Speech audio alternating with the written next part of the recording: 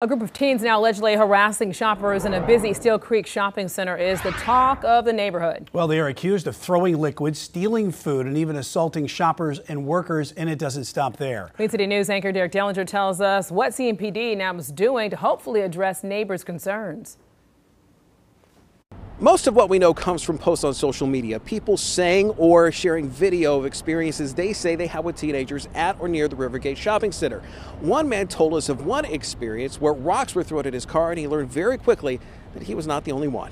This is the video that's been making its way across social media for some time now. We blurred it because this video is likely of juveniles, and we've had to mute the audio because of the amount of curse words on it. Those that are aware of what's happening here, though, say it's teens harassing people at the Rivergate Shopping Center. But we're also hearing there's more than that happening. This video, which has been viewed some 10,000 times, was posted on social media, as many comments from others saying what they have experienced was beyond just harassment. But I didn't do anything. Like, I was just minding my business, and they just... what's most disturbing is how comfortable they were doing it. Michel Yeldell told us about the issue he had with what he says is the same group. He told us about an incident he says that happened last month.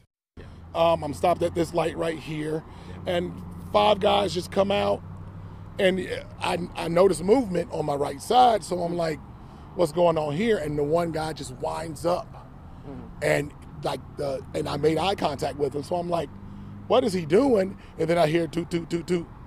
And I'm like, I don't know if I'm getting shot at, but I saw him make the throw. CMPD's crime map does not show much, a number of shoplifting cases and one aggravated assault in the area over the last month.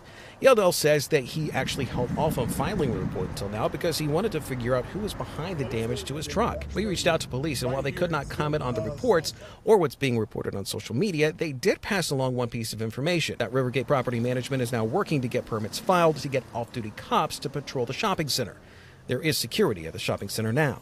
They cannot do much, and these kids are aware of that. So it's like, what do you do? Is all they can do is observe and report. And so their hands are kind of tied. Yeldell is hoping the addition of cops may nip the issue he says he experienced. Yeldell says with the help that he had from a post on social media, he was able to track down some possible suspects, something that he says he took to police. In Steele Creek, Derek Dellinger, Queen City News.